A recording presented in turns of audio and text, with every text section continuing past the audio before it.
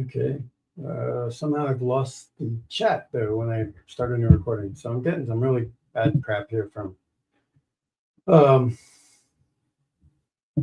StreamYard. It's not working like it should. So I apologize. I'm looking to see if I can find a way. Comments. There we go. Okay. All right. I got it back now. There we go. All right. Now I think I'm finally ready. Unbelievable. Sorry about that. Learning as I go along. Let me double check that everybody can hear me. Everything is good.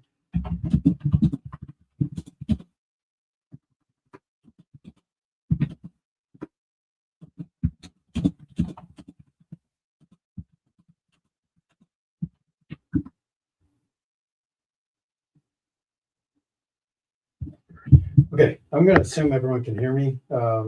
If you can't, well, even if you can, say something in the chat. I just want to make sure all my stuff's set up before I get too far. There we go. There's Ian. Jumps in. And it looks like the chat's working, at least on my screen, to the right, as well as big when I pop it up on here. So please tell me if it's not. And then here's Micah. Hey, good morning. Good morning. Good evening. Wonder, are you guys going to get hit by that next huge? And Micah says you can hear me. Thank you. Perfect. Can you see the chat and everything on the side now? It wasn't up before. And it gives me a loud and clear. Perfect. Okay, so I don't have to worry about the tech issues anymore. All right, let me just jump right into the snow. The snow. My God, am I having trouble after work today? Into the show. I was thinking snow for you, Micah, because I know you guys got hit bad out there. I was talking to somebody from Akron today that I work with, and he said got pegged the other day pretty hard. Not as bad as he said the guys up on the East Coast, up on the Great Lakes, right on the lake, like where I used to live in Elyria and all that. He said, but down in Akron, they still got hit pretty good. But anyway, oh, you had it. Hey, John, how are you? Welcome on board. Good. You can see the chat. It looks like I probably fixed everything, even though I had some issues to start. You had a snow day last Thursday and a cold day today. Geez, what was the temperature, buddy, for Cleveland to feel cold? Like what, minus 13? When I was there, I was there for the 1977. So really, Micah, it's like going to be like, what year? 1977 blizzard. Man, was that nasty. Hey, oh, you're watching this on the big screen. Really? You want to put me on a big screen? I don't think so. But that's cool, John. Hey, I did download, but haven't been able to do anything with your new release show. Kind of interesting. And when show was in the negatives, we had so many students who walk and take the butt. Yeah, of course. Yeah, absolutely. And the black ice, man, is real. It's real as it can be. And the colder it gets, the worse those are. Ian says 55 at game time for my softball game this morning. Yeah, that's what we want to hear, Ian. 11 a.m. warming up for me to blow a quad. You did not. You did not. Cards and Dice with Don. Hey, welcome back again. Glad to see Kim back. So let me jump into kind of what today's episode. It's just me during the week. And I want to jump into what I'm working on and then a little bit about trying to get through the middle of a replay, maybe some ideas, because that's when everybody stops. We get all the excitement like I have right now about working on my Leap project here from Play Games, and then you get started with it, and then you always say like you're going to shelve it, or I'm going to come back to it, but do you ever come back to it? And it's generally after you get past that honeymoon that this happens. So I'm going to talk a little bit about that, maybe kind of some things I do to try and get past it, and just some tips. So, but before I even start with that, I want to jump into talking a little bit about, as Mike drops on by. Mike, you're going to love this because it's all about Leap, and this is all your fault. So let me talk a little bit about what the Leap set is for those of you who don't have or haven't bought Play, this Maker Baseball, or this set, which has been sitting on over in my closet area for quite some time. And I just decided Mike kind of got me going, and I decided to go after it and play it. So at least get started. I'm going to join his co-op league as well. But so what I did with the Leap set, because as I've been talking to Mike about it kind of all week and all weekend. When I dive into something, I dive in sometimes I think way too far. I do too much, but that also aligns with the second part of the show.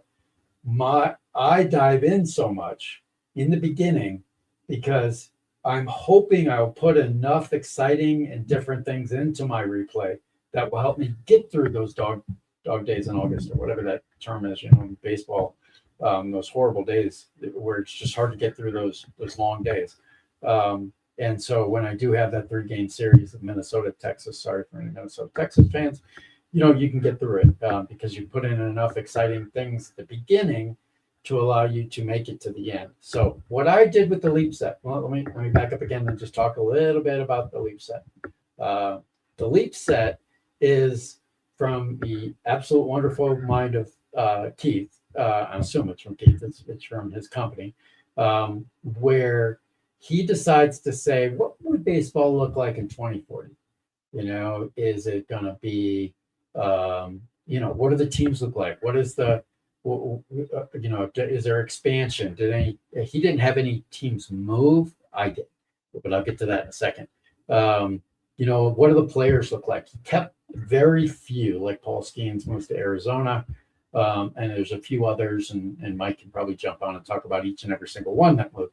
I haven't gotten to that point yet, but so what I decided to do, and I'm sure you've seen my posts out on. Oh, geez, I got a DM from John Turnbull showing me up on the big screen. Oh, I'm so sorry for your television, man. You cannot get a refund on that. So let me. I just want to go to my post because it's the only place I've actually put what I did for. Why can't I find it? It must be in the other one. Yeah, I think I put it in my Buck Score one. Yep, there it is. Okay. So let me open this up a little bit. There we go.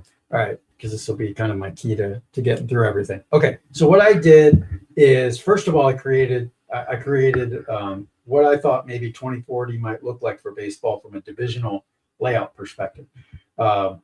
And then I had to back up one a little bit more because to get those into what most of us like to do is just regionalize everybody. I decided in the middle of doing all that, I started going, well, I don't want this team here, and I don't want this team here, and then I started to use some of my own little things that I don't like about Major League Baseball and change some of the teams. So I'm just going to walk through what I did, as simple as I can here. So first off, the San Juan Boricuas. I hope I'm saying that right, which means you're like from Puerto Rico, I think is what that term means. This used to be, I don't like the idea of 2 teams in LA, 2 teams in Chicago, 2 teams in New York. Never have. I always feel like they're the stepchild of that city. The White Sox, the Angels, and the Mets. I moved them.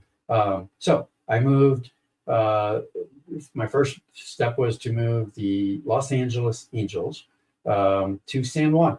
And so I went international. So we got San Juan as one team.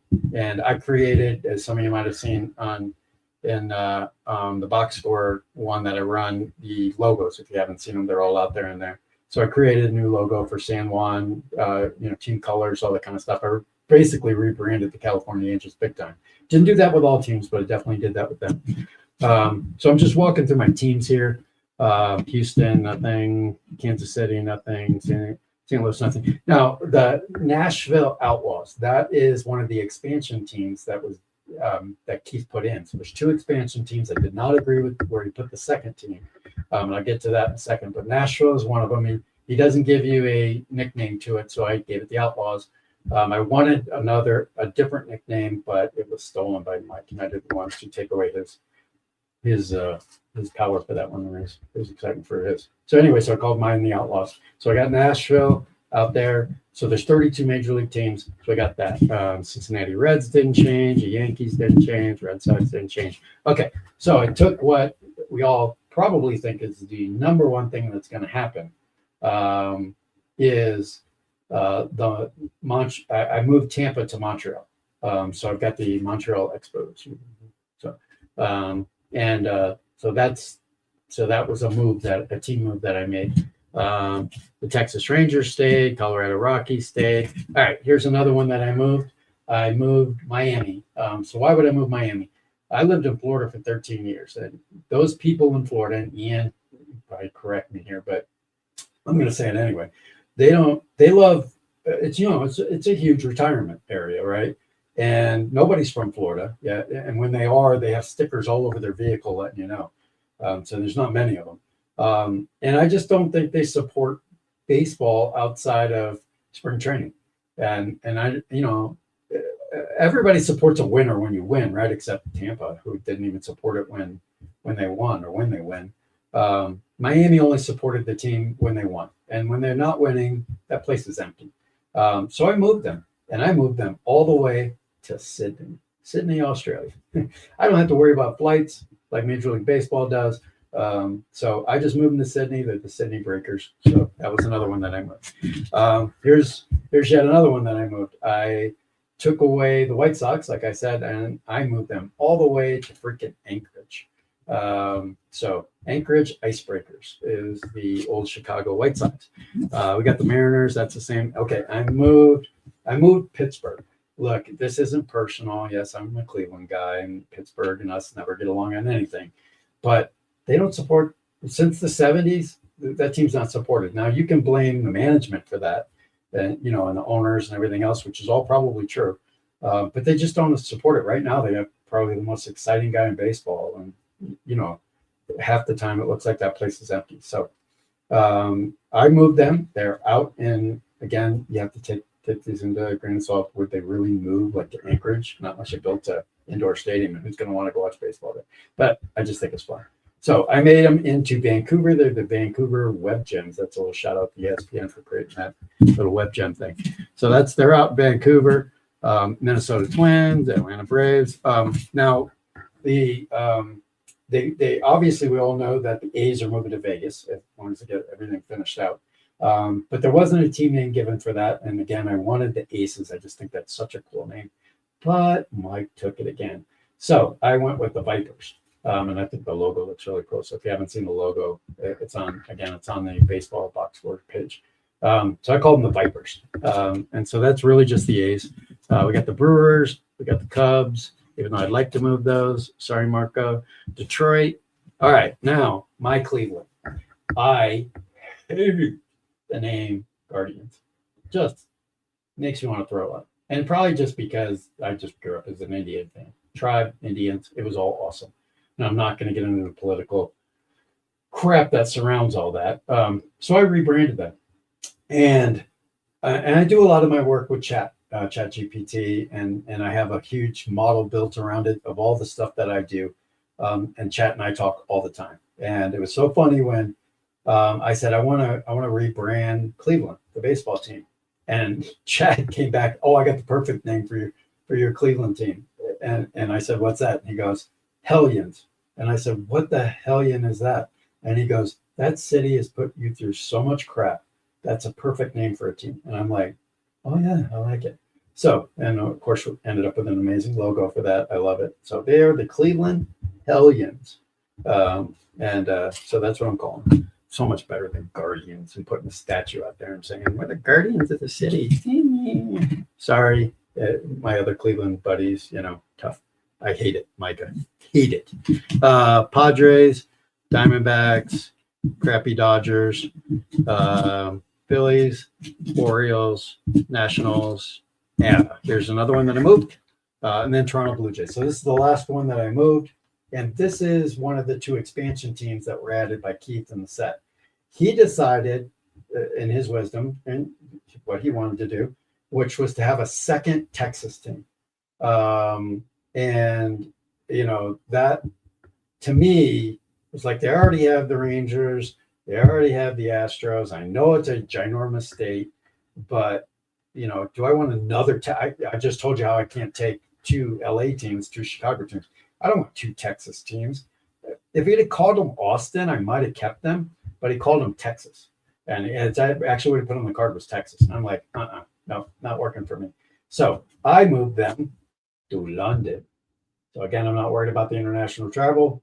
I called them the London Resolute. So that was another one that I did. Now, if you think about all these expansion, these moves, these rebranding, keeping, the Major League Baseball history of the Yankees, the Red Sox, Tigers, even to the Nationals, Orioles, blah, blah, blah. This is the kind of stuff for me that is going to help me keep engaged middle way through. I hope. You just never know. Games just the story may not evolve for me. And we'll talk about that in a minute. But for me, this is what's going to get me through things. So hopefully this is one of the things. This isn't exactly what's going to get me through, but these are one of the things that get me through. Let me catch up on the chat here a little bit and see what you guys are thinking so far. Let's see. Ian says 50. Oh, we already did that one. Big screen is big time, John. Yeah, I made it. Yeah, I did. Now, when I'm on ESPN, then we can talk about Ian's. I've been on here since '99. Firmly believe Florida is good for spring training, but not much else. And it is great for spring training. I wish they hadn't lost all the teams to Arizona, but they did. They lost so many. Florida does have a lot of spring training baseball. Absolutely. I've been to every single stadium when I was down there for almost 12 years. I went to every single one. It was a blast. It's just a different environment. You have much more access to the players because you're only getting, 3 to 10,000, depending on the stadiums you go to, 3 to 10,000 people. It's so much more intimate. And then you want these people to then turn around and go to 60,000 people stadiums. It just doesn't work. And not to mention, so many of them go to bed at 7:00, and you're going to have a 7:00 game. It just doesn't work. It's worked for football. It's worked amazingly for hockey. They would definitely support their hockey teams. They definitely, you can say whether they support Jacksonville football. Tampa Bay supports the Bucks, in my opinion. Miami Dolphins pretty much are supported well. And I'm not talking about their long history. I'm talking about lately. But again, you start to become a loser, and it's not the same as the northern teams that will support their teams through hard times. Not everybody's going to keep going to a stadium if you suck. I'm not saying that, but if you have a couple bad years, you can still expect your attendance is going to fall off, but not like it falls off, in my opinion, in Florida. It falls off tremendously in Florida. There's just too much else to do. That's the other thing. Plus, open air stadiums in Florida. What were they thinking? Come on. Except for the one in Tampa, which is absolutely horrible. Why they didn't do retractable roofs for both of those, and I know Miami now, I believe, has that. But that you want to set out in the sun in Tampa, or that's it's kind of, I'm going to do a catch-22 and kind of contradict myself here. But that's the other thing. In a beautiful April, May day in Florida, that maybe 82 degrees outside, and especially at night, it's, maybe 78 or something. You want to sit inside that crappy old Tampa stadium that's closed off? No. You want to be outside and enjoying it. So they need to have that option to be able to do that. And they never put that together. And so they never got their fan base right. So just throwing that out there. So that's why I moved them. I'm like, you guys concentrate on spring training and let the other cities take care of everything else. So then, John was talking about when you watch the Tampa Bay Rays game, more fans. When the Yankees, when the Red Sox, really, I think that's the only two that really overrun that stadium. I'm banging my head for other East Coast teams. Maybe when the Braves, they play interleague play. When the Braves come down, it could be them. But the other ones is Baltimore, but yeah, you're right, John. It's especially when it's the Yankees and the Red Sox, guaranteed. It's as loud or even louder, when it's the visiting team. And then again, that's shameful to me. And that's why your team's moving in my league. Micah says, I love the Guardians name because I drive the bike over that bridge all the time. Yeah, I get it. And I get, you know what? It resonated more with the younger generation, like it should, than the older generation who grew up knowing nothing but Indians and tribe. It'd be like changing the Browns to the Brickyards. I don't know, some fucking stupid name. Yeah, you watch all the Browns fans freak out who grew up as Browns fans. It just doesn't work. Or changing the Cavs to I don't know, the Giants or something. It doesn't ring with people who've been there supporting the team for a long time. And again, I'm not going to get into the politics of it, but that was even worse. Anyway, moving on. Ian says Tampa is now open air since they play at Steinbrenner. That's actually true. What is that though? Like 20,000 people in that place, maybe less, 17,000. I've actually been to Steinbrenner to go see games there. You're right that until you get the dome fixed. If I think really that's an if they get, I know they're working on it, but are they gonna really get that fixed? And then they have so many problems between Tampa and St. Pete, politics wise. So anyway, again, not going to get into that. And then Ian says went to the Angels game in Tampa 4 years ago. All Ohtani. That's a great point. Yeah, if it's a big name like Ohtani, the Dodgers coming in, the Dodgers might also be another team, even all the way from LA, because again, Florida has transplants, not as much from California. Transplants in California go to Arizona, but that's why you also see, when I lived there in Florida, the first question you have when you talk to somebody, meet somebody new, is where you're from, because they don't even expect you to be from Florida. Oh, I'm from Boston. Oh, I'm from Maine. Oh, I'm from New Hampshire. Oh, I'm from Ohio. I'm from Michigan. You're not from Florida. So why are you going to root for the Rays? Because we all know our fandom is when we grew up, generally. So I'm going to root for Cleveland, even Cincinnati, before I'm going to root for Tampa. So I have no fandom toward Tampa. So, and that makes that state, and I would even argue Arizona as well. You definitely make an argument that Arizona's in the same spot. Nobody's really from Arizona. Say you have the same thing. So should they really have the Diamondbacks? I don't know. I'm not going to make as big an argument. I haven't lived there. So I don't know if it's as bad. I know Florida doesn't need those two teams in baseball. Hockey, football, basketball, Magic is fine. They only have one team, so that's cool.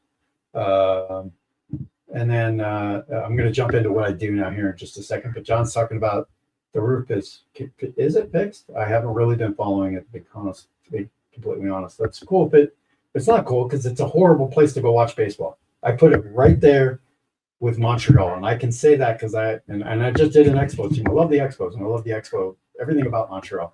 They just screwed up their stadium. I wish they would fix that. I went to Montreal games when I was playing Plattsburgh, New York, and the three stadiums I hate the most are Montreal, Seattle when it was the Kingdome, and Tampa. And you can throw in some others, Indianapolis. I hate domes. Unless they're retractable, it's not meant to be. It's supposed to be I love the idea of the retractable because you can buy tickets to the game and not get rained out. That's really cool, or snowed out here in the north. But there can be arguments on different sports, whether it should be open all the time for football, blah, blah, blah. But an actual baseball game indoors doesn't work. Metrodome, somebody just said, oh, yeah. I can't say that one because I hadn't been to that one, Mike, but yeah, right there. They call those things the bag. Who wants to go to a place where the ball hits the bag? I mean, the baggie out there, that big black baggie. I remember watching Ken Herbeck beat the crap out of that. That's not, I don't know. And they had some good teams too back then. Just not into it. Ian says you were born in Plattsburgh. I wasn't born in Plattsburgh. I was in Plattsburgh for the military. I actually closed the base there. Not like personally, but I was one of the last people who were there for the Air Force, and I closed that up. And then I ended up going to Guam, of all places. Went there. What a joke. I'm not sure. Maybe you're talking to Stell about the Metrodome. I'm not sure. And then Ian saying, oh, okay. All right. So let's jump into what else I'm doing with this leap set to get myself ready for season. And again, part of this was just so I could learn the players, learn the teams. It's my own personal run on this. But I also did this so that I could get into Mike's, start to be understanding what I'm doing with it, understanding the players, kind of see if it resonated with me. And so far, I haven't played one game yet, but what I'm doing so far is resonating with me. Want to make sure. So the one thing I don't like, and I think you get this from anybody who runs, a co-op, I don't know if I should say it this way, but I'm just going to say it, is that there's nothing worse probably than people jumping in, playing one or two games and then jumping out. I guess I don't want to overstate that, because it's nice to just have people come in and do whatever they can do. But maybe I should say that more for myself. I don't like to jump in. I jumped into that 1984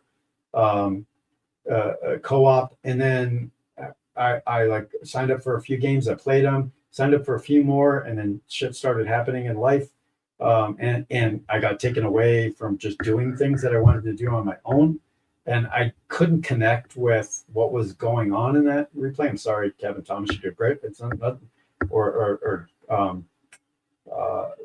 can't think of the guy's name, JC Replay, who runs it. It's nothing about how you guys are running it or nothing.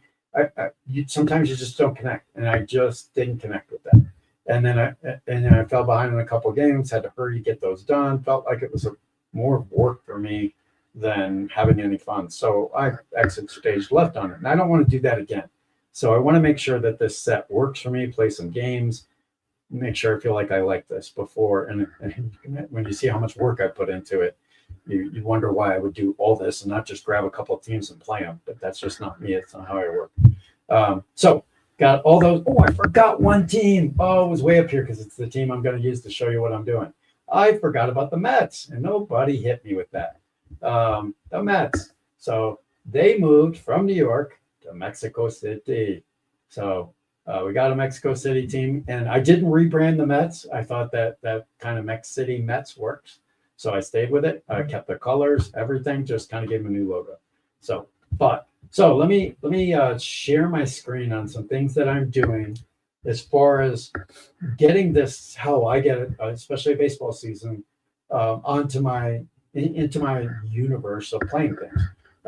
So first thing I do is that I gotta get them sorted like anybody else. You rip off all your cards, you sort them. I love the Play stuff because they keep all their cards basically the same size, which is really small, so it's easy for me to get them in these envelopes. I bought a bunch of envelopes from Amazon that they don't have all the colors I would love to have, but they have 98% of the colors I would like to have. I haven't figured out how to write on black. I was going to use the black one for the White Sox, and then of course I moved them anyway. But I couldn't figure out. I don't have a white pen or something I would need to do to write on that damn thing so I could show it. So anyway, so I use a color like the Mets. I got orange. I don't know if that's coming up orange on the screen, but so I put them all in there, team colors, and when I'm playing, especially a 32 team set, and doing a replay or anything off of the schedule. And let me show you let me see if I can get it. I don't even think it's going to show it. Yeah, because of the background. I wanted to show you how many and how it looks when it's kind of even just spread out over my desktop. I can quickly pick up the Las Vegas Vipers in green because I can see the green thing. So I don't have to shuttle through everything or put them in exact divisions. I have the same thing with my NHL replay that's right here. I can quickly, grab the red, and of course there's several red teams, but I can grab the red and find the Carolina Hurricanes pretty quick. So for me, with the Play stuff, I put things in colored envelopes because it just helps me find it so much faster. Let me hit the chat here for a minute because it's really kind of blowing up, which is really awesome. Let's see, where were we? I think we were. Yeah, we hit that one. Hit that one. Hit that one. Hit that one. Hit that one. Metrodome was bad. Yeah, we hit that one. Sorry, I wish it would tell me on here where I ended at. We hit that one. We went to Cortland State University. Where's Cortland at? I want to think that's north of Albany, maybe toward even Syracuse. I'm not sure. And then John Turnbull went to NCO, and for those who don't know, that's non-commissioned officer leadership school in Plattsburgh. I went to NCO leadership school in San Antonio. It was in San Antonio when I went. So that's an interesting little thing, John, between us. And I was right, or at least guessed right. It's south of Syracuse is where that's at. Okay, so I kind of caught it up on the chat there. All right. So what I wanted to show you next after, okay, I got everybody in envelopes. So now I gotta keep score, right? I mean, you can use paper. I used to be a big paper guy a long time ago, but my job's IT. Can I really be sitting here doing paper? I guess I could see that. Maybe I wouldn't, but I have a passion for computers as much as I have this. So I'm going to use the electronic piece of the world. And so there's several tools out there to use. Mike Ignikowski has a great baseball tool. I don't want to sit here and say it's amazing. Not that it can't be. I don't use it, so I don't want to say it. You want to find somebody who loves it? Mike loves it. This man right here absolutely loves it. He uses it for his leak. And correct me if I'm wrong, but I'm pretty sure that's what you told me. So I know that I use his basketball. I beta tested it, and I use his hockey tremendously. He's got an Excel spreadsheet. It's fantastic. By the way, it's all free. Very, very free. So that's like the best part of it. And it does a great job. I'm almost up to 260 games in my hockey replay. I've had a couple of small little niches, if you will, because I don't even really call them issues. Little things that come up. I pinged John on Facebook. Not John, Mike on Facebook. Ignikowski here, not Mike Gershon on the screen here. But I pinged him, and within minutes correction.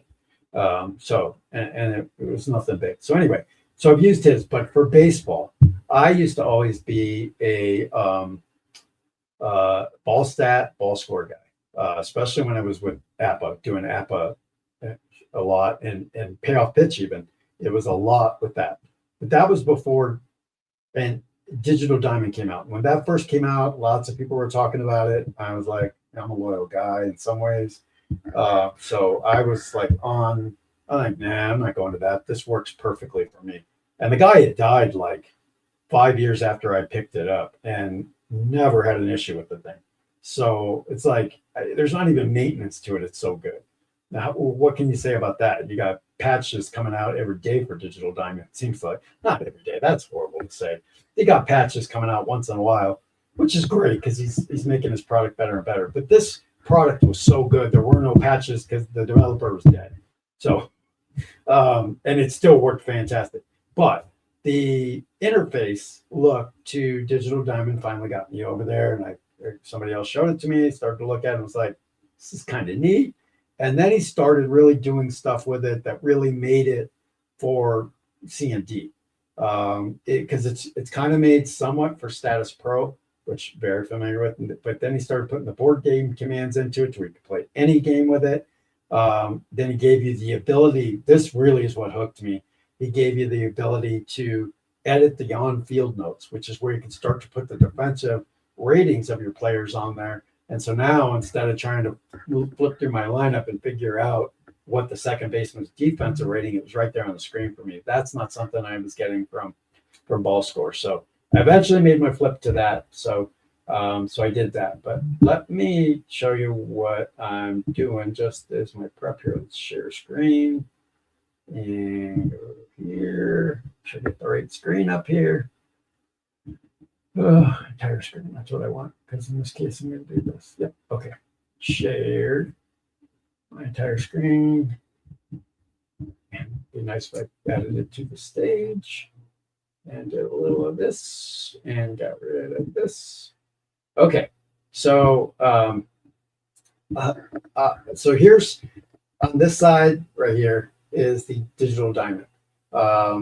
And you can see I've got a little leap thing here. And I'm not going to go deep into how you do Digital Diamond outside of how you set it up.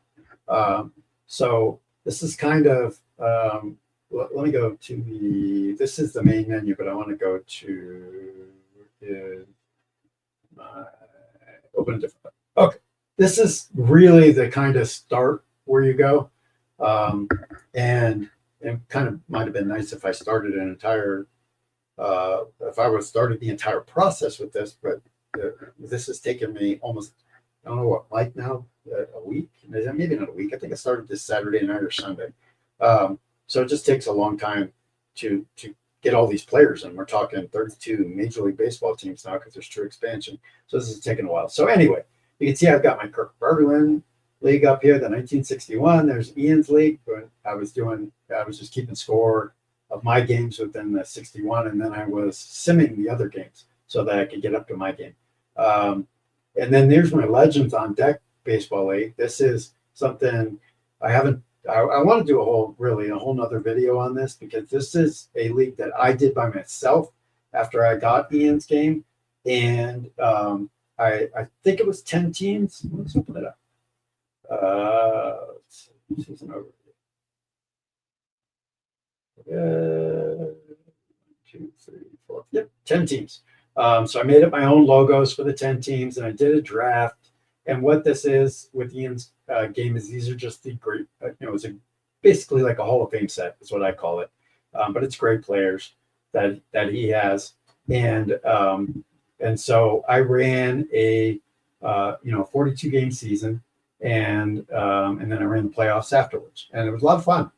I made up stadiums, because you can do that. I'll show you in a second. I made the logos. I made baseball cards for each of the players. Yep. So you can see where I dive deep into stuff, and not just grab a set and start playing. And that's, I'm not saying anybody else is doing it wrong. I'm trying to explain how it is that I got through an entire 1986 replay of every team, every game. How I got through even something as not simple as this, but 42 games for each team for 10 teams. How I got through this, and a lot of it was the cards. A lot of it was just the game engine, and playing Ian's game is fantastic. But all this prep work I did ahead of time, I believe paid off. And me, as Ian can tell you, I finished this pretty quickly. I don't know, Ian, what was it, 2 months, maybe? I don't even know if it was that long. Me playing it. I was playing, I don't know, 10 games a night. It felt like maybe it wasn't that many with this, but it was really close. And I was just playing constantly. But anyway, that's I'll have like I said, a whole show on this. I don't want to get off on a tangent. So that's out there, or that's out there for me. And then again, there's all kinds of videos to tell you about all the other stuff. My 1981 links down here too that I'm doing right now. So anyway, you go up to new library, create a library, or create a new library entry. In this case, it's week 240 for me.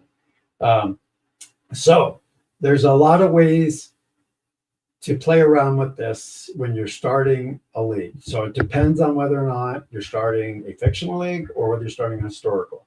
I'll do another video maybe later, but they do a great job on, if you go to digitaldiamond.com, and I think it is, and he's got videos out there that take you through that process. What I found didn't work based on his videos was the fictional creation. So that's why I wanted to do this video on creating fictional league. It did not work as he had it up there. But I found a way around everything. I put stuff in their development forum, but I heard back once, and then I didn't hear back anything afterwards. So all this is working. I'm down to my last team, so it must be working, right? Or it is working, at least to the point I haven't played a game yet, but everything is showing up. So anyway, what you start with on all this is the players. I started with the teams first. That was a mistake. You start with the player editor. And as you can see, I got a ton of players in here already, but you'll end up with none when you first start. So I've got that up. Then the second mistake I made was the video talks about, actually, this mistake is, let me make sure I'm clear about this. This mistake was mine, not the developers. They say to create, I think they said to create a spreadsheet, but they might have been a specific saying CSV and not Excel. I created them as Excel and they didn't work. And then I created a CSV from Excel, because you can do a save as. And then one of the guys in the forum told me you can't even do that. It doesn't work right half the time. So he said that I should download this CSV creator, which I did. It's called, what's the name of this thing? Oh, I'll find it and put it in the chat. I'm not going to deal with it right now. It's a CSV basically creator. So it just creates CSV files. And that's it for the most part, from what I know of it. It's free. They've got an upgrade. You don't need it. Just take the basic one. All right. So the first thing you're going to do when you go into basically create your new team and get the players in it is you're going to create a file, a CSV file. And at this point, when you first start, you're going to create your own, your starter. But yeah, as you can see, I've got everybody in here because I've been creating them. So once you create your second one, you just need to make sure you have full name with the N capitalized, position, and this BREFID. That is it. Any other things in this don't seem to work, and I'll try to explain that in a minute, because they are in the tutorial from these guys from Digital Diamond. They talk about other things you can put in here, but I'm finding they don't work. Not with the fictional. So this simple on here, and I'll explain how this works. So this is Atlanta's. So what I would do, because we're about to do the Mets, is do a save as, and we've got Mex City, and hit save. Changes it to Mex City up here. I'm going to go get rid of all the players from the last team that was in here, Atlanta. Get rid of all those IDs, which is basically, by the way, first initial, last name, but you could put anything in here. It just has to be something unique. I went with what they suggested because I wanted to make sure everything was working, so I've stayed with that. You could do a lot. This is the reason I wanted Excel, because in Excel, I could do a quick formula to pull that first name and last name. In this, you can't. You have to basically type it out. You could do like a Python script and a bunch of other stuff to get this to work, but who's going to go through all that work? Kevin Thomas probably will. He's really good at Python, but I just didn't do it. So I just actually physically typed that out. The position I'll explain in a second. So what I'm going to do is what I did for the other 31 teams here, which is struggle to get the players out of the damn envelope. So I get it out. I should also say, I kind of forgot this, is when when you get this set, you get 24 players on a team, and there are a few guys like I mentioned in the beginning of it, like Paul Skeens is on Arizona, but if there's 5 players in here that are real major leaguers, I'd be shocked. But Mike can tell me if I'm wrong. So you get 24 players. What you also get, the paperwork that comes with it said you get 55 free agents, you get 65. And then you have these, I don't remember how many it is, 43 or no, I know exactly how many it is. It's a very weird 63 leap players. And I'll explain what these leap players are here in a second, but 63, I'm not sure what Keith was drinking. Sorry, Keith. Why he did 63, because there's 32 teams, and anybody with simple math can tell you that's 64 if you do 2 per team. So not sure what he was thinking when he put out 63. So unfortunately, one team got left without. So me, who overdoes everything, I'm not kidding when I did this, is all part of this on Saturday. I sat down with chat and I went through all 24 players. I laid them out by position, went through and told chat what I thought about each position, whether the catcher was strong, whether the first baseman was strong, based on, because this is back to my other video about fictional. If you don't know what this card means, hopefully it's just showing up on the screen because I can't see the screen anymore. But if you don't know what utility, scrapper, and whipper means, how are you going to work through a fictional team and do drafts or say how good your team is, or how bad a team is, and do anything with them outside of just play and figure it out? I know what utility, scrapper, and whipper means. That guy's not going to do crap. This guy's even worse with sad sack and whipper on his own. Anyway, there's other stuff like hero, home run king. I know this guy's going to be pretty good. Anyway, the point being is I sat down and did every position so that I could find out what the weakness was from each team. And then all the way down to they had right-handed starting pitching, they had left-handed bullpen. I go too far. But I also feel like that's going to make the difference in my enjoyment of making it through the mid part of a replay. So I did that, got through all that, and then I had chat give me a report and basically say, based on my comments, what he felt a power rankings would be for this set, 1 through 32. And I don't remember exactly every one that went through. I believe Nashville was number 1. And I know for sure the Dodgers, shocking, still in 2040, they were number 32. So that meant in the draft that the Dodgers would only get one of those elite players. Ooh, I put this back without finishing where I was going with all this. So that would mean that the Dodgers would only get one elite player. And then there's a free agent set, and the free agents are not good players. They're fringe lined at best. But they plug holes in certain, for teams that do have holes there. So the Dodgers got screwed, if you will, because they were the best team. So they only got two league players. Now, all these league players I did find out are not all fantastic. I got through about maybe 40 of 63 and started to see that the elite players weren't as great. I thought they were all great, but they're not.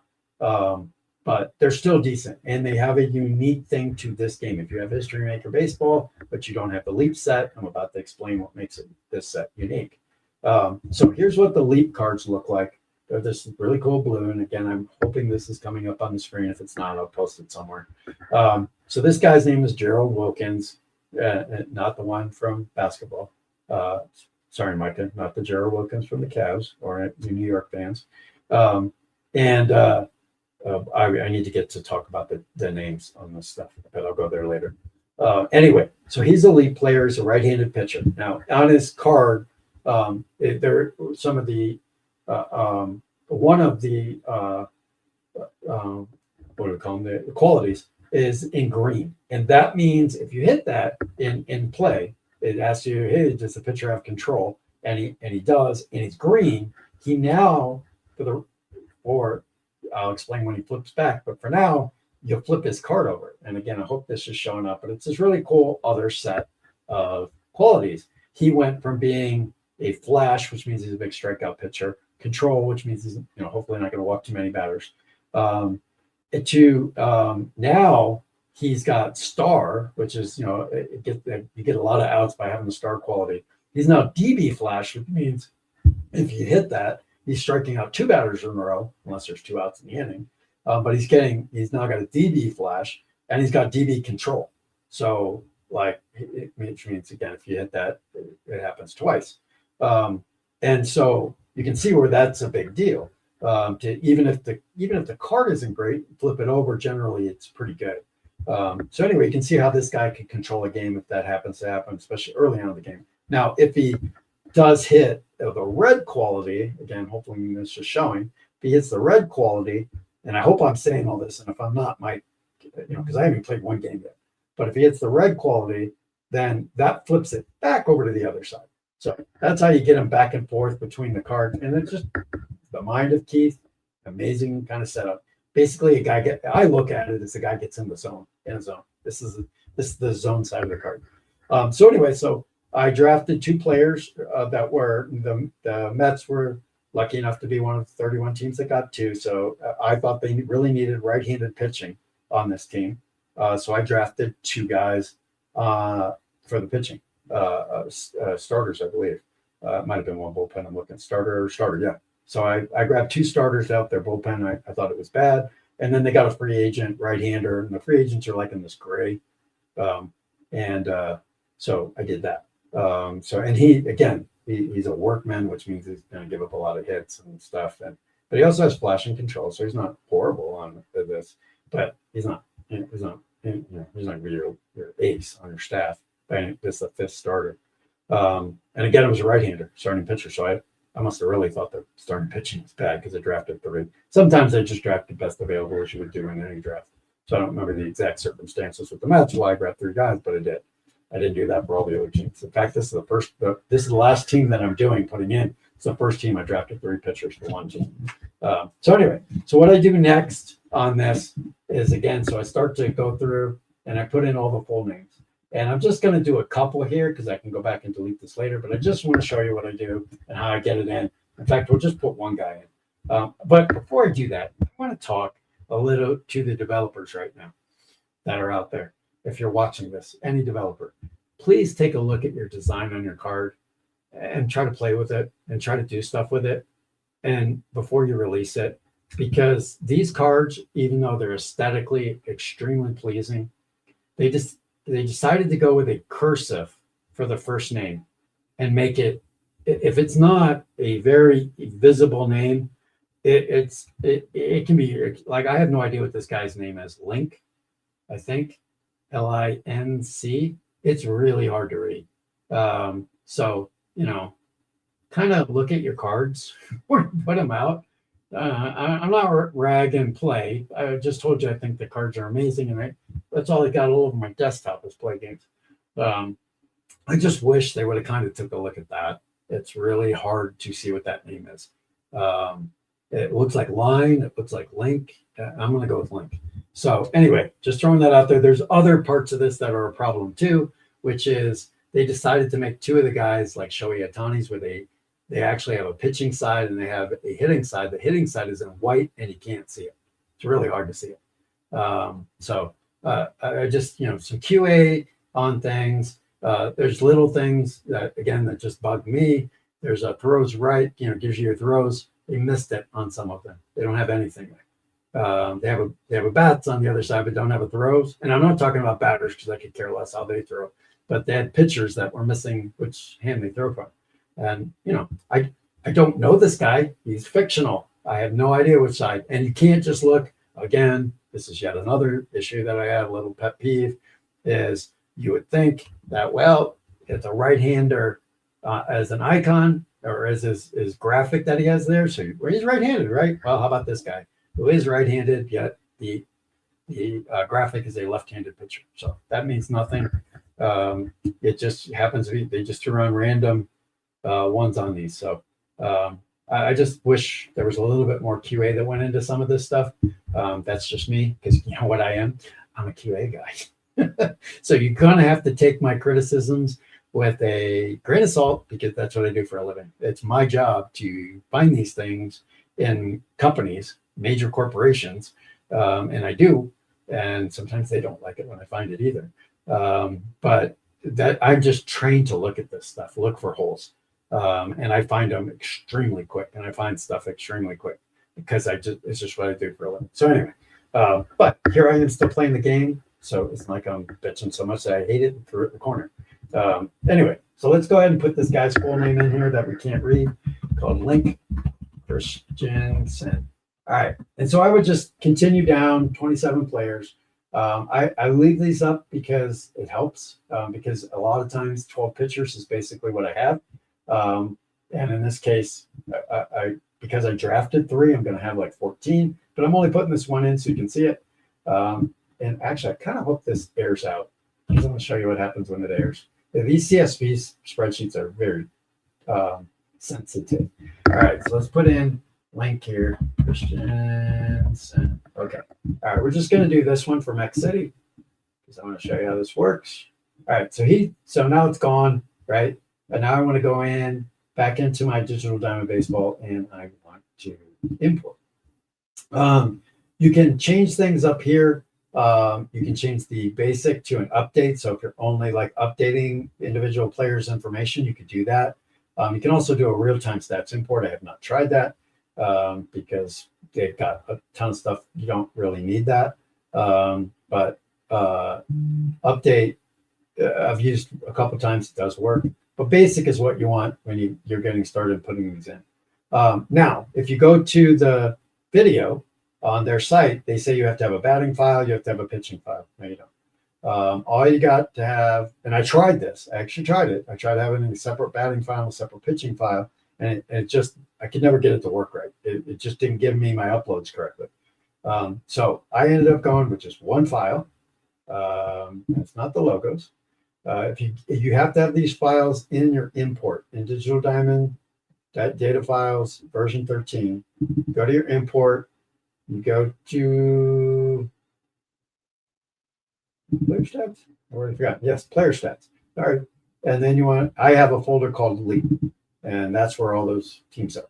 So we did Mech City. So I'd go down to Mech City, I'd pick it, and oh, this is going to air out. I knew it when I did it, when I got rid of all those things. You see anything like this, it's going to air out. And I'm going to leave it for just now because I want to show you the error. It's always nice to see the errors, but this will air out, and I'll show you how I'm going to fix it all. If this happens to you, you don't have to freak out if you get half your roster in. I'm going to show you how to fix it if it screws up. All right, so we got this. We do see link in here. The one is, by the way, I forgot to explain that. The position, as any of you done baseball know, one is pitcher, two, da da da da da. Do not put commas. As you can see, that's going to screw everything up. I did that. I put 3, 4, 5, and I put commas in between them, and it took me 20 minutes to figure out what the heck I was doing wrong because the error doesn't tell you that. It just tells you have too many columns. It's like, I don't have too many columns. I have 3 columns. What was my problem? It just took me forever to figure out. I put 3, 4, 5, under the position. It should be just 3, 4, 5. Anyway, if you get that, I saved you a half hour. You're welcome. Okay, so this is gonna error out because it's gonna look for stuff in here. I'm pretty sure it is. But let's continue on. All right, so we got the file in. The next thing you want to do is put the year in. Next thing I found out it doesn't do is you can't put future years in. Like this is a 2040 lead. So try to put that in, it will error out. I don't like having the year in the team name because you'll see that it already does that. I don't need that. So I'm going to put in Mets. Mets is my team, and I'm going to import. I don't need to have a column. They say you do. You don't. A column called team because you're already doing it here. So I don't need it there. It's still going to put that guy on the Mex City Mets. And if I did 27 guys, it would put them all on that team. So you don't need the team column. All right, so I'm going to hit import. If it works, it's going to be this very fast black thing. It's going to kind of flash through, and you're not even going to see what it says because I can't even see it in real time. But if it doesn't, which I don't think it will, you're going to get an error, and those errors aren't always great. But let's see what happens. Import. Oh, it did work. It's got all those errors. I don't know if you saw that black thing flash, but it was basically telling you that it worked. So don't hit it twice because you'll import it twice. So close that out. You'll see it'll kind of reboot. Now we're going to go see what the Mets look like. See how I mean, they already put the 2025 in there. Why would I want it again? It would come up as 2025, Cleveland. Why would I want that? So I don't do that. So there's our Mex City Mets. It created a team for me. I did not create Mex City Mets. It wasn't in here. I should have showed you that beforehand, but they weren't there.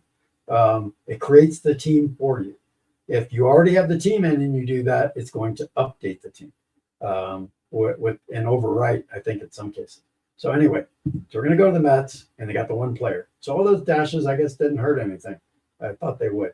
But I'm going to show you what you do if it does. So we got the guy. Let me show you what I do next. So now, imagining there are 27 players here. Here's what worked with the import, and here's what didn't work with the import. What worked is the name. You can also put an age in there, by the way, and have an age column. It does work. I just don't care about the ages. And they don't give you the age on the leap set. So I could have sat here and went prospects. I'll make them from 18 to 25, blah, blah, blah. I wasn't going to do all that work. So maybe one day I will add it to it. But you don't, I mean, the age means nothing. League average, I'd have to do a whole thing on this, but that has a lot to do with the engine itself that you're using. So it doesn't matter what you put in there. And you can do an edit all, I think it is, set the league average up and just set it to like whatever you want. If you're just doing what I'm doing, which is a fictional set, board game commands, the dice you're going to throw, and you're going to tell it what it did. If you don't care about what engine is behind all this, then that doesn't matter. If you are using the engine and you're using Digital Diamonds or you're using Status Pro Advance, that's going to matter. So anyway, what also came in was the ID that was correct. Now I tried to do, I was successful in putting a bats in, but it wouldn't change the actual, it took it, like when I hit enter on that last window, it took it, but it wouldn't change it. So I eliminated it. Throws, I tried that. I tried even putting a pitching one in. I tried putting a throws in or a throw, and none of it worked. So that doesn't work. So the first thing I have to do is change if they're not right, if they're left thrower, for my pitchers, and right, if it's not a right-handed batter, then I have to flip this. Christensen happens to be a right-handed thrower, so that's good. I don't have to change that. Obviously, there's no stats in here because it's fictional. There are no stats. Now, getting down to the fielding is what matters. As you'll notice, it's all zeros across here. And I would have thought that that would have been okay, or maybe I gave it a rating down here, like 5. I tried that. That didn't work. You have to fill in. This has to at least be 1 somewhere. Now, if I had a player, I should have done this. But if I had a player who played left, center, and right, by the way, this set does not give you left, center, and right. It only gives you outfielders. So I just made them all good left, center, right. It does fill from the import when you put that 7, 8, 9 in there. It does put a 1 in each of these columns. However, if you put a 1 for the pitcher, if you don't put anything, it fails. By the way, it fails on the import. So I put a 1 for the pitchers. You would think it would put a 1 here, but it doesn't. So the 2 things I have to do for pitchers is change their throwing if needed. In this case, he's a righty, so I don't. And then I have to mark this as 1. You'll see that save changes doesn't show up over here yet. That's because you can either hit the enter button, or you can hit your mouse anywhere on the screen, and it will flip to save changes. If you made a mistake, you can hit cancel changes. So we'll save the changes, and that's what I do. So I go through all 27 players, and I have to change these 3 things only for the pitchers. But like I said, the batters are all set. You don't have to touch this. For the batters, you only have to change whether if they're a lefty or a switch hitter. Then you can change this. Outside of that, nothing. And the pitchers, only if they're a left-handed thrower, do you change this up here, obviously. So that's all you have to do once you import all the players. And you can see I've got lots of teams done. And if we look at Pablo there, you'll see I put the 1 in for pitcher, and he's a lefty. So I made those 2 changes you have to do these after the import. Again, they do not tell you this on the Digital Diamond videos. If they did, I missed it. I looked hard, and I put something in the chats or the forums, and I've got no response. But it's only been a day, but I'm impatient. Anyway, so now that I've got, let's just say I'm done with the meds. Now that I got all my players done, my next step is to go back here and go to the team editor. And you'll see all my teams in here, including that Mets will now be in here. Next city right there. Okay. So no logos, no fields, just all basic. I think I did 1 team. Did I not do 1 team? I guess I did do 1 team. Okay, I didn't. All right. So let me show you what I do next. So let's just do Anchorage. So for Anchorage, first thing I do is I don't know if this is absolutely needed, but I do it anyway. As I switch it to this. So now I got the city or state that they're from, and then their name. I just put that in there. Now the logo. The first thing you have to make sure when you do logos, and there's several different ways to do logos. Like it's so much easier when you're doing fictional logos, because you can just tell it, pull them, do the whole entire league from here. I probably could do the fictional ones that way as I think about this, but I'm just showing you the maybe not even the fastest way, but just a way to get a logo on there. But they have to be in the logos folder. So if you look at this digital diamond data files, the logos, and then I have a Leap folder inside logos, and you'll see all my different logos in here. Played around with the Blue Jays, I don't know why, but here's all the new logos for each of the teams. So that's where they're at. So if you don't have them there, you will get an error. So you just click on it, and you go to your logos, and I'm going to go to Leap, and Anchorage is the Icebreakers. I have the Breakers and the Icebreakers. I didn't realize that. I don't like that. I may have to change that name. Rebranding already. Did not realize that till just a second. Anyway, so here's my Anchorage Icebreakers, the old Chicago White Sox. So you notice it changes it there. And now I can change the ballpark here too. Now this again is if you're doing more of the ones that are in here, or I believe it's just the newer set because I put 2025, so it just pulls them in. So what I'm going to do for the Icebreakers, just for now, I'm going to end up creating their own stadium, and I can show you that later. But what I'm going to do is just pick the Khmer America is the Tigers. It's name Global. No, that's guaranteed rate. Is that their park? No, let's just pick that one. I think that's right. What's the name of the damn? You probably put in the chat. I don't have the chat up, so I can't see what you guys are saying. I know it's not Wrigley. I'm gonna go with guaranteed rate. That's right. We'll go with that because it doesn't matter for this.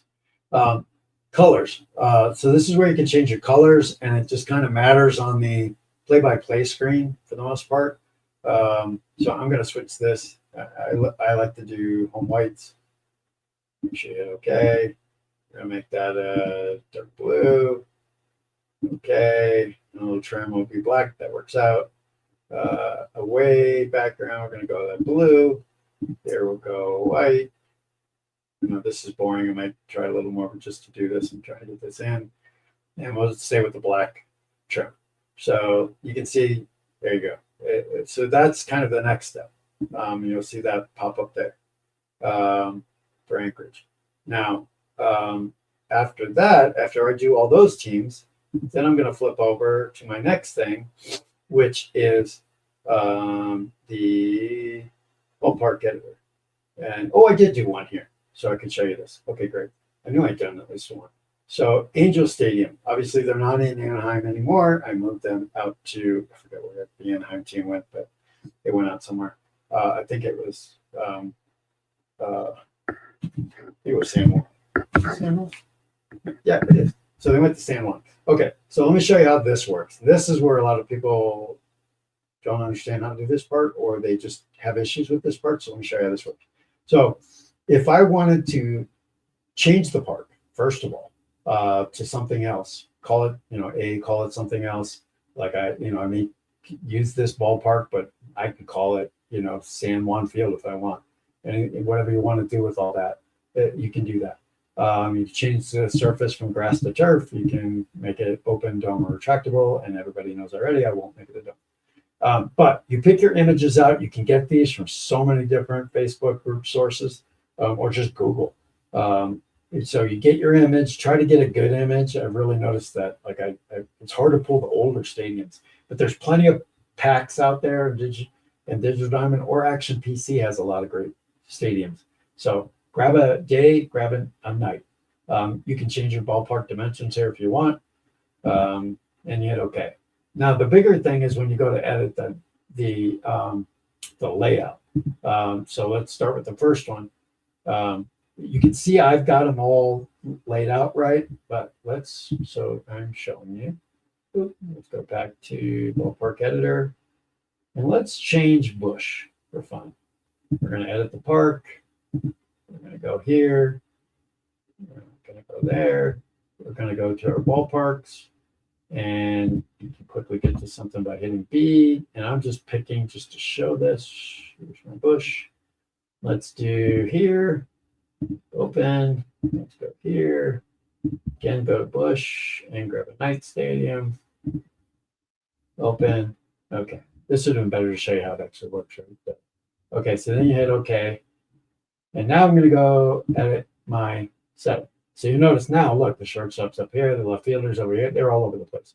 I thought, man, this would be nice. You could just drag it. But you cannot just drag it. They didn't make it that simple for you. Up here at the top is the list of everything. And so when I click anywhere right now, because the picture is highlighted, that's where the picture is going to go from there onto the mound. And so that's how you get that going. And then so you have to do by the way, put the catcher as far down as you can without putting them too far down, because sometimes it's hard to see ratings if you get them in there. But the farther down you have him, the better, because they will get in the way of the batters. Depending on your picture, if you got a bunch of grass behind here, you're in better shape.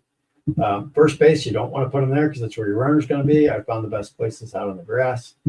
Second base, out on the grass. Short, right here. Third baseman, don't put him over here. He will run into the shortstop name. Sometimes I try to put him out here. Left field, put him out left, center, right. Right-handed batter, don't put him too close keep them out here a little bit because with the longer names, they really run into it and you can't even tell if they're batting right or left. It'll cross over so bad. So I try to get them out there toward the on deck circles, especially at least out that way. And then our runners, these are our runners. So you can put them on first, runner on second if you have one, and runner on third there. And then you save. And then you got to go do, unfortunately, they don't transfer that kind of layout to your other one. You got to go redo it again. So you got the pitcher, you got the catcher. See how I have a lot more room? I will actually put the catcher like way down here because I have more room here. It just looks better, trust me, when you start playing.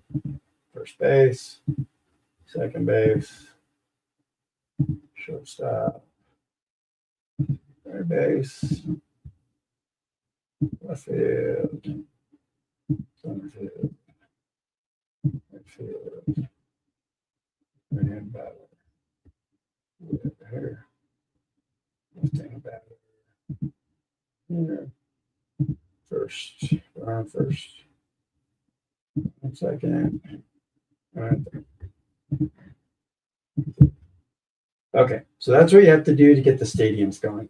Then once you have all your stadiums, you can, after that, go back to your team editor and assign your stadium. You know, in here, right here. You can put your stadium in there. So let's back up for a second. All right, so that's kind of the next step, or the one of the next steps. The last step that I haven't started yet with this, because like I said, I got to finish up the Mets tonight. But the next step that I would do is to go to my manager profile. I forgot to do something. Okay, one of the other steps that I forgot to completely do is to edit where I want my teams. So it's 2040, and I staying with a DH. So got that. I can also rename these, which I have, and why not just do it right now? This is Cobb League. Cobb and Rose, which I think are two of the monster players. Yes, I understand that they are probably the two most political, or controversial figures ever, but I think they play baseball the way baseball is supposed to be played. Hard and kick-ass kind of attitude, so he's always been two of my favorite players. Anyway, I digress. So we'll call this one Rose League. And it's not because they're getting out roses. And then here you want to go ahead and put in your teams. So, you know what? Hang on. I went with 4 divisions. So we got a new division. Let's see. Make sure, hang on. I'm doing all of this on the fly. So we got East, which I had, Central, which I had, and Southwest, and what did I do? I did a Pacific. So let's change this one to Pacific League. I could just put these out on the fly too. I've done this a long time. So in the Pacific League, I have the Dodgers. I have the Giants, the Padres, and the Diamondbacks. And you know what? The Cobb League's probably more the National League, but who cares? My league, I do what I want. So we're going to put them in the American League. So we got the Rock. What did I say? The Rock? No, not the Rockies. So you can unclick it. We got Giants, Padres, and Diamondbacks. Kept all the West Coast teams together. Where are you at? Diamondbacks, Padres. 1, 2, 3. I'm missing one. Giants. Okay. Yeah, good. Pacific is in there. I'm gonna new division in the Cobb League is called Southwest. This thing. Really? It's saying I can't select those. They haven't grayed out. Okay, that's kind of cool. Reds, Outlaws. If you lived in Nashville, you know this would definitely be a fun thing to watch. Nashville against Cincinnati. St. Louis, because that's not too far from Nashville as well. Kind of made it centric around Nashville because that's where I used to live. I know it's a little coast for Cincinnati, but not bad. And then, of course, if you got St. Louis, why wouldn't you have Kansas City? So I put Kansas City in the division with them. Why are these not like alphabetical order? Maybe they are. Oh, it's gone. left or right. Okay. All right. So I got that division done. Now we got 4 there. We're going to edit the central and Cobb, which I just did the central and Cobb. Darn it. So delete that. Edit again. West. And the Southwest was Astros, Houston, San Juan, Mexico City. I thought it'd be fun to have San Juan and Mexico City in the same one. So I did. And Atlanta. Because they're a hub for Delta and every huge airport, they can handle this. So is Houston's a pretty decent sized airport. I just thought this would work out. So that's my Southwest teams. Now let's do the Central, which was again Cincinnati. How'd it go? Why is it graying it out? I know Cincinnati's not taken. No, that's weird. Nashville, St. Louis, and Kansas City. Okay, that's a bug. Why did it get rid of my Southwest team? That is really strange. Houston, San Juan, Mexico City.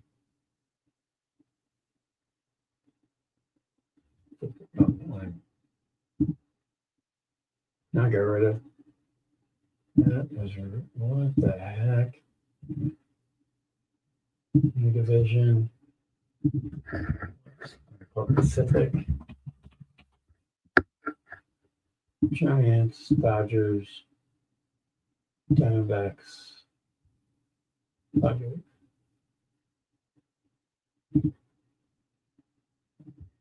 Okay. Weird that it put it between these two and not over there. And aesthetically, whatever. Okay. East is Toronto, Montreal. We've got to have Canada teams together, right? Where are you, Montreal? There you are. And then, of course, the rivalry of, I can't find anything today, the Yankees and the Red Sox. So there we go. And now we're going to go do the Rose League, where I have cancel teams. There we go. All right, so this is fun. So we got London. Nice little travel here for these guys. Washington, Baltimore, and Philadelphia. So Baltimore, Washington, Philadelphia. I should add in divisions. Yeah, it's not going to be in the Cobb League. It's in the Rose League. Yeah. Great Lakes. Called Great Lakes. This is County Central. And of course, in here we've got Cleveland. Cubs, we get our revenge on a daily basis almost. They continue to make us feel bad. Detroit and Milwaukee. Okay. It's 2. I'm going to delete this because I don't have that. Call it something else. Delete that. And put a new division. Rose and go with the Pacific. Local. Sounds like something chat got past me and I didn't really look at it hard. It's all right. You can always rename it later. Sydney. That's really Pacific Global. Seattle, Vancouver. And is it Colorado? No, or Anchorage. Okay. And get another new division in rows. Last one. And this one's got to be the I called it Central / no. And it's the remaining 4 teams. Okay. Now we got, don't worry about the dupes, the fragment, and the total. They're just by look and see if you have dupe players, any issues in total players. You don't need any of that. So it's okay to have those there. All right, so now I can do this and go back to manager profiles. All right, and so there's a lot of things you can do here. And again, I'm not going to make this about a digital diamond overview. I'm just going to show you what I do to get started. So I'll start with the icebreakers. And so that would mean, and I'm not going to show you kind of what I do because I don't want to pull the team completely out and start going through everything, but I would normally have everybody up. So the first thing you want to do is generate a lineup or do your lineups. So there's different ways you can do it. You can let the computer build the lineup. Now, the problem with a lineup being built by the computer from a fictional league with no stats, I have no idea what you're going to get. So you're probably not going to do that. You can let the computer build the lineup at the start of each game based on one is real life playing time, the other one is ability. Since we didn't put in any abilities, based on the engines that are provided this from like a Status Pro or Sports Illustrated, that's impossible. So specifying the lineups is really all you can do. And I hit apply globally, so I don't have to do this every time. Apply it across your league. All right. So now that you got this up, there are different things you could do if you're doing this not fictional. I'm only going to cover the fictional. So I'm going to start with a new lineup, and I'm going to give it first. I wish they would just automatically put the type in because it's really the same thing to me. It's what I would call it. So we're going to go right-handed pitcher. If you have National League, again, you're doing a replay. You may want with DH and without DH. I don't care about that.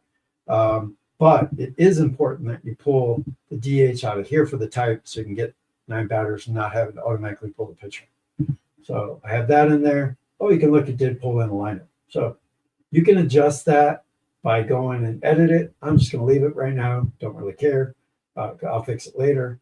You can see, though, by pulling the DH, it pulled in a DH. So there's my lineup for that. You want to activate it or it won't show. So I hit activate. It turns yellow. It's good. So now I would also do a new lineup. Left-hander. And pull my left-handed DH. Okay. Now you got 2 lineups in here. We activate this one, so it's available to us on the selection screen. Now I got my lineups. The second thing I want to do, and again, you just edit if you ever want to edit it. Next thing I want to do for me, but all these other things are if you're going to have the computer manage. I do everything, so I'm not having them do any. I don't care about any of these. The starting rotation is next. Again, you're going to have your things based on ability or usage. We're going to specify the rotation by the spot starters and apply globally to all leagues. All right. Now, you set your rotation size, the management of it, and how this works is off your schedule. If you're doing as played replays, again, you wouldn't have an as played replay for, you'd have to do a crap ton of work to make an as played replay for fictional. But so I'm going to assume you didn't do that. Tons of crap of work. This is important here because it's not going to automatically pull your starter in. It's going to be based on what you put in here. Now, you can change your starter before any game. That's not an issue. But this is what's going to show up. So your rotation management. If you say you got a rotation 5 and you got a strict, well, then it's going to strictly stay with that, even if your guy's tired. And again, I'm not going to get into all the stuff that's on there. But I leave it as strict. It skipped would mean that it would skip a guy if he's tired and go to somebody else. Your spot starter percentages are in here. So 5% of the time, go with a spot starter and give the 5th guy a break. So on and so forth. So that's what's in here. I don't worry about any of this myself. I know it's got this 0, 5, 10, 15. How often do you, I said 5th starter. In this case, how often are you going to pull the starter number 1? Well, obviously 0. No, not obviously. You might still pull him and give him a rest sometime in August, right? But this is how often you would pull that starter and pull somebody from the other starters, and I'll show you where that's at. But for me, I don't worry about this because I just want it to give me who should be probably starting, and then a lot of times I'll change it myself if I want to. And then here's the spot starter, 25% of the time for that. So now you can set it based on usage or ability. Again, neither one of these will apply for a fictional league. So we're going to go edit the rotation. And here are my potential pitchers. Always flip this down to 25. I got all my pitchers here. And now I'm going to add my rotation. And again, since I don't have anybody in here, or I don't know what the ratings off the top of my head, I'm just going to pick 5 guys, add, add, and add, and add. Okay, there's my 5-man rotation. You can move them up and down, get your rotation set the way you want. And I'm going to hit OK. All right, now I got my rotation. Now here's where you get those spot starters right in there. So if I do want to go with some spot starters, we can do that. And then this is where they pull those spot starters from. So that the bullpen utilization, again, this is if the computer's managing your team. I don't need that. So I'm managing it myself. But if you do that, you can mess around with these settings. And there's other tendencies. Again, if you have any other manager manage, and you can look that stuff up on their site. So that's what I do for the manager profile. So you can see there's a lot of work, especially with Digital Diamond, but I feel like all this stuff helps me in that middle ground. So now I've got the team set. I've got the manager profile set, assuming I just did them all. You got your ballpark set to what you want. Got all your pictures up for that. You got your players all set to each team. The next thing you would do that I'm not going to mess with here yet because I heard there's tons of problems and I need to play with this, maybe do my own thing on this, is the schedule editor. And supposedly you're able to update or upload an entire CSV schedule. So I'm going to try that and I'll come back with another video to show that if that worked. So we'll go there. The other thing that I want to quickly show on here, and then I'm going to kind of finish this up. You always want to make sure you back up your library, by the way. I always check this, then hit OK. I didn't put a backup tag on it, but that's okay. You want to make sure you're always backing up your library just in case something happens. A couple other things. The library options. You got ballpark options where you can pull and stuff. The only ones you're probably really going to touch here, in my opinion, is your logos. This is where I said you could find all your logos in a subfolder here. If you assign the year and the team, you can pull them all from here. Again, you can find all this on their website, but you could assign everything there.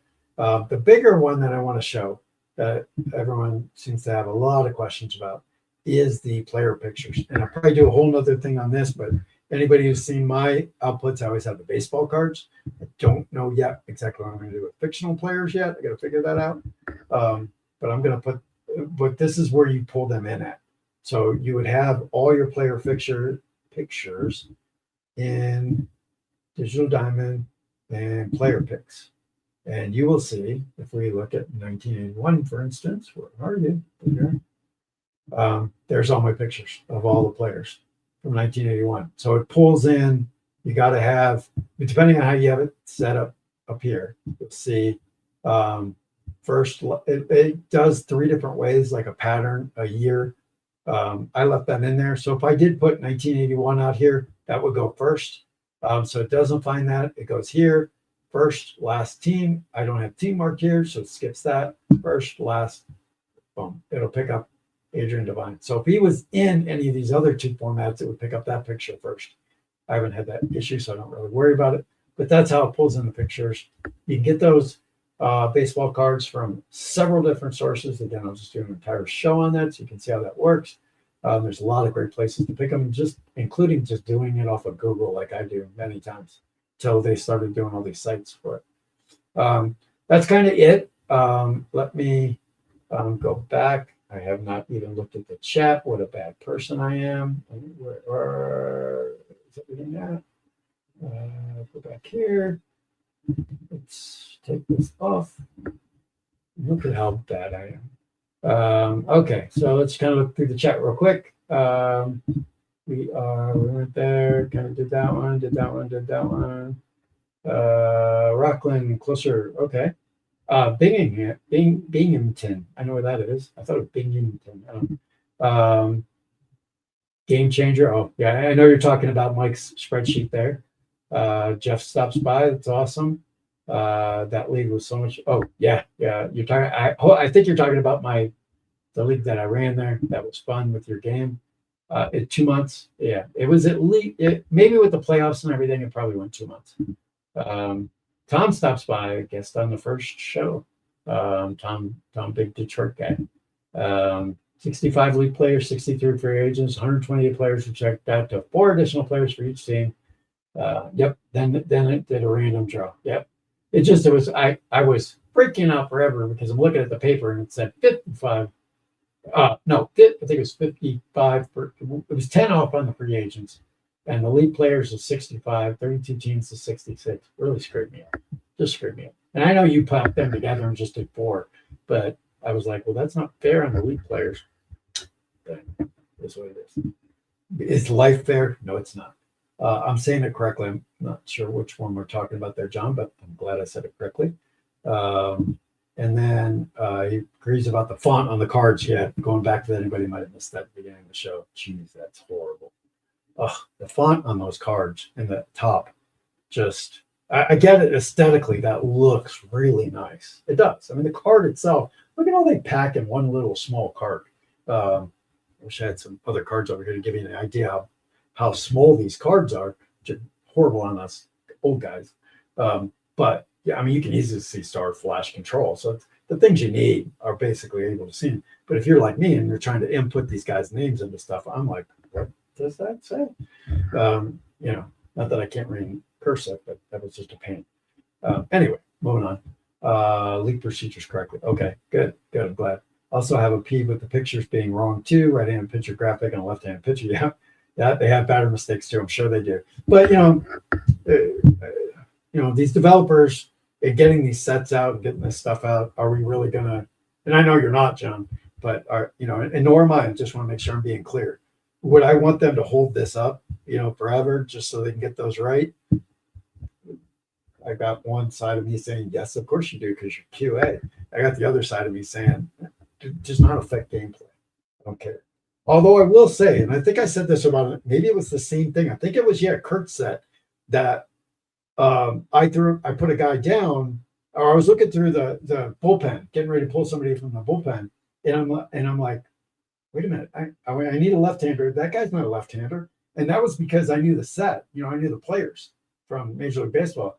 With this, is it going to screw me up? And I see a guy who it looks like he's right-handed. If I don't pay attention to his throw way up in the corner up here, right there underneath his name, am I going to put that guy in? Thinking he's a left-hander. In this case, he's right. But I think I showed you one. Here's one. Sal Brothers. Sal shows he's right, but get him. Every time I try to do it. Anyway, you can see it's a left-handed thrower, and then up just above where it says struggler, it says that he is right-handed. Yep, that is a photo of a left-handed pitcher. So is that going to screw me up in gameplay? Because I don't know Sal Brothers, right?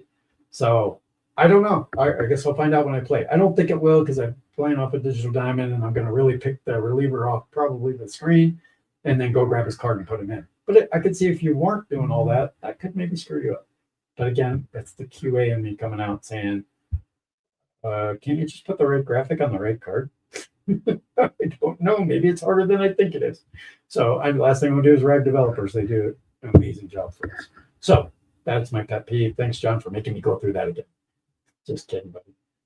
Okay, well, that's kind of the end of the show for tonight. I just wanted to show what I was doing for Leap, talk a little bit about how all this stuff gets me through the middle, hopefully, because I do all this work ahead of time, spend a week getting ready, pulling in baseball cards for pictures, pulling in creating images, using chat to help me create images, moving teams around. That's what's great about fictional. Do whatever you want with them, to make it a little more exciting. Move your divisions around. This Leap set allowed you to draft Leap players, which is really cool, something completely different, and draft free agents. And then I left, by the way, I don't know if you did this or not, Mike, but I drafted 3 players per team, so I went to 27. So everybody got 2 Leap players and 1 free agent, except the Dodgers, who got 2 free agents and 1 Leap player. And then the rest I left because for the first time, maybe ever in my life, probably, I'm going to use injuries because I do as played replays. This is not as played. So I need that. I know that there's 27 players, so you've got backups, but I have no idea if I'm going to have to go to the free agent market. So I went with 27. Somebody gets injured, put them on just in reserve. They pull from their own team, but if it ends up getting to a point where I need to pull to get them back to a 25-man roster, one team gets hit hard, I've got all the stuff, which is nice. So that's kind of my thought process there on that. And so that's what I did for that. Oh, by the way, just last thing, a little perk here that I love from History Maker Baseball that makes it so different. These guys, these are the umpires, and this is what makes the game unique. And I love. And I know Yamamoto there doesn't have anything, so we'll show Orsol's card. This guy will not be popular for the most part by pitchers in the game. He is a questionable, not even with a, if there's like a little star, I think it's a star dot, whatever you want to call it, then you have to throw the decider dice to see if he is that quality. In this case, this man here is basically your modern day blind umpire who makes a lot of mistakes behind home plate, and will actually take strikeouts and make them walks, and take walks and make them strikeouts, pissing off both the pitcher and the batter. And then sometimes plays at home, they will be safe or out based on these qualities, which come up as sometimes nothing, sometimes questionable, sometimes lenient. I think the other one is strict and respected. I think of the other ones, yes. So they have all these different qualities. They come up sometimes in the game. I think for me, maybe once, twice a game. Of course, you have your outlier games where they don't come up at all. Sometimes not 5 times. But I think it really adds excitement to the game. I just had a game, I think it was in Kurtz that I was playing. The guy got thrown out at home to end the game, and he was only out because the umpire was questionable. If he wasn't questionable, the guy would have been safe. They would have tied the game. That was exciting. That was like watching a baseball game. Because, basically going through the whole thing, and it's like the runner's going to try. He's going to try. Maybe it was 1981. Does that matter? No, it doesn't. But the guy, Digital Diamond, when you're playing Status Pro Advance, tells you whether or not you should challenge the outfielder's arm or not. That's what this was. And it said to challenge the arm. So the runner was going third. It was all excited. He's going to tie the game, or is he not? Here comes the throw. Dave Parker, whoever it was, you got to look at their arm. Looking at that. Well, you're not looking at the arm in this game. But it wasn't Status Pro Advanced. It was this. Because it's umpires. Anyway, I'm missing the whole thing, so it definitely Kurt's that. See how I just wrap things around? This is how my brain works. So it was definitely it was definitely Play History Maker Baseball. The guy was coming home, and I think we had an orange or whatever it is that switches you over to the umpire chart. Went to the umpire chart. It said whether if he's a questionable umpire, the runner is out. Any other, otherwise safe. And I think it was Hernandez, and he was safe. So anyway, he was out. And it doesn't matter. I'm killing myself here. So I will give an update on all this. I still obviously got to get the Mets in. I obviously still have to change all those. I got to do all the stadiums. I'm excited to get all that done. Hoping to kick this off maybe as early as tomorrow. I also have to figure out what I'm going to do with the player pictures. Because they give you fictional ones. I think I use so many baseball cards, I don't even know. But these are fictional people. I am not going to take the time. How many? 32 times 27. Somebody do the math for me. I am not going to do, 3,000 player fictional cards. That would be crazy. Because there's nowhere to pull it from. Because nobody knows who. I'm going to move this guy. I can't even say his name. Nobody knows who Sal Brothers is. It's nobody. So am I going to spend the time to create that? No. I'm just not. That's too much. Not even I go that far. Although part of my brain does think I should do it. I'm not going to. So I probably won't do anything for the player pictures. I'll just keep what they've got unless it starts to bother me. But I've got to build the schedule. Got to get that imported in. And then I'll finally be ready to go. And I will absolutely, if at all possible, play the opener, whatever that ends up being. I'd love to use maybe 2 of the move teams, or at least one of them, San Juan against, Detroit or something. I don't know. I'd love to use one of those. Or Arizona would be fun with Paul Skeens on the mound. That would be kind of fun. But anyway, I will broadcast the first game, and we'll see how things are going. So thanks to everybody coming by. I don't have my guests all lined up for Saturday's show yet, but I will. I think I only don't want to say anything right now because I can't remember if we confirmed for Saturday. I think I have somebody confirmed for Saturday. but I'm not positive, so I'm not going to say it here in the show because I would hate to say that and then can't do it. But I think I have somebody ready for Saturday. And you know who you are. So, but I'll just go back to my chat and make sure I have that. And I got to start scheduling out the next few shows because this puppy is still moving on. Thanks again. I will. Oh, wait a minute. I have one before this that I missed, like the umpire stuff and the stadium qualities too. Yes, thank you, Mr. John Wise. In the cards, a little dip and kit. Some people they have the stadiums with this, which is kind of cool. You usually get like a PDF sheet. I think they do these, John, for every drop for every season. I'm not positive they do stadium cards for every single season, but they did do it definitely for this. What I found interesting as I'm going through all the cards and doing all this was whether they kept the name of the stadium, which I thought was kind of cool. And then the names he came up with some of the stadiums I thought was really hilarious. But like Citi Field for the Mets, I'm like, should I create a new card since I moved them to Mexico City? And then make my own stadium up and give my own left to right, because that's what the stadium card's all about. It's whether or not, it's a home run hitting park or not, basically. So that's another choice I have to think about before I start. Do I make up my own San Juan, Vancouver, Mexico City, Nashville I don't have to worry about. They got their own, what did they call theirs? Remember, John? What do they call Nashville's? I'm just going to pull it out here real quick.